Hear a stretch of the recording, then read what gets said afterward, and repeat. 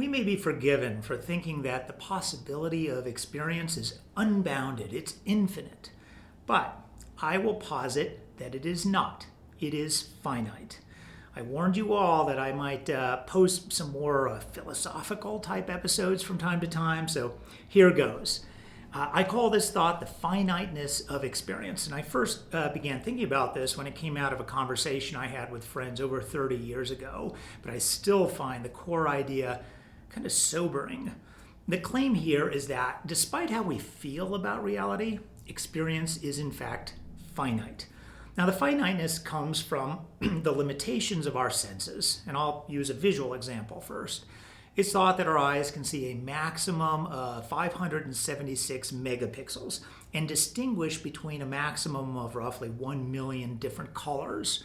That implies a maximum set of 1 million to the 576 millionth images, if I remember my combinatorics correctly, that we can possibly see or even imagine. Now, that's a huge, huge number. We couldn't possibly see even a small fraction of all those in our lifetimes, even if going through them super fast. And frankly, the vast majority of those images would just look like noise, just be static. But the set is finite. That's the key idea here. We could, in theory, very straightforwardly generate every single one of those possible images, just a simple for loop. Within that set, we'd find every sunset on every planet in the universe. We'd find every painting by Monet, but each just a little better than the original. Every page of Shakespeare written in ancient Mayan, for example. We'd find every scene from our life, all that have been and all that will be from different camera angles. All our possibilities would be illustrated in that finite set. That's the sobering part. Now, the same exercise can be done with sound. There are limits to what we can perceive audibly. So we could, in theory, generate every possible combination of sounds, every sequence of every possible set of sounds, and find in that set every piece of music that has ever been written or ever will be, the sound of every creature in the universe drawing its breath, and so on. Now, I have no doubt some of you will already be thinking, hey, wait, sequences can go on and on forever, so there could, in theory, be an infinite number of songs or sentences. Fine, yes, but in practice, a sentence or a song that takes, say, 2 lifetimes to listen to, that's not a realistic experience. So I'm going to posit that there is in practice a limit to how long an experience sequence really could be in practice. Now, given this, we could imagine creativity not so much as an act of generation, but rather an act of search.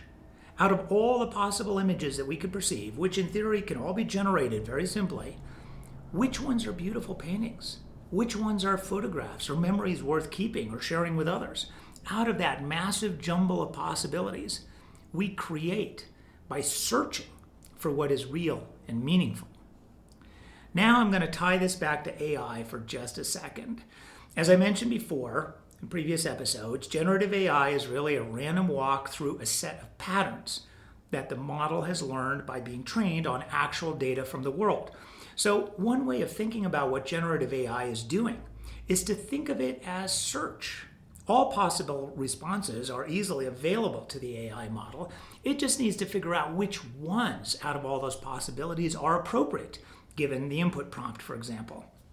And so the patterns, those statistical patterns that the model has learned through training, can be thought of as a search algorithm to find appropriate paths through all those possibilities. Thanks, everybody. That's my thought for now. I'll be back again soon with more. Take care.